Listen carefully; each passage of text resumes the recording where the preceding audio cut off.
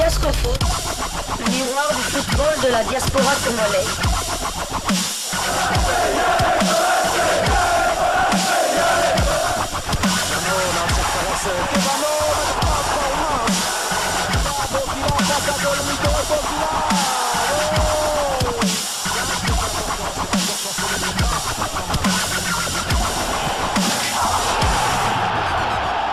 Diascofoot, le miroir du football de la diaspora congolaise.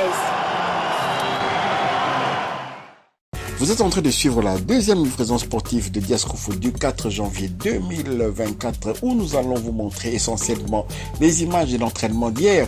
Les Léopards sont en effet en train de s'entraîner pour préparer d'abord la CAN en général et puis plus particulièrement la rencontre qui va opposer la RDC à l'Angola le 6 janvier prochain. Et donc la RDC aura plus ou moins 14 jours de préparation avant d'entrer en lice, avant les premiers matchs prévus le 17 janvier contre la Zambie. Ça sera peut-être une première depuis tant d'années que les Léopards n'auront pas autant de temps comme ça pour se préparer, parce que vous savez, lors des éliminatoires de la CAN 2023 et de la Coupe du Monde 2026, les Léopards avaient à peine 4 jours de préparation ensemble, et là ça nous avait quand même porté préjudice dans certaines rencontres, quand il faut compter également les voyages et tout, quitter Kinshasa pour Benghazi, et ensuite vraiment on n'a pas eu le temps de bien se préparer. Conséquence, on avait perdu à Benghazi contre le Soudan. Cette fois-ci, nous avons 14 jours. Nous espérons que contre la Zambie, cela va fonctionner. Vous savez, une équipe zambienne vraiment qui regorge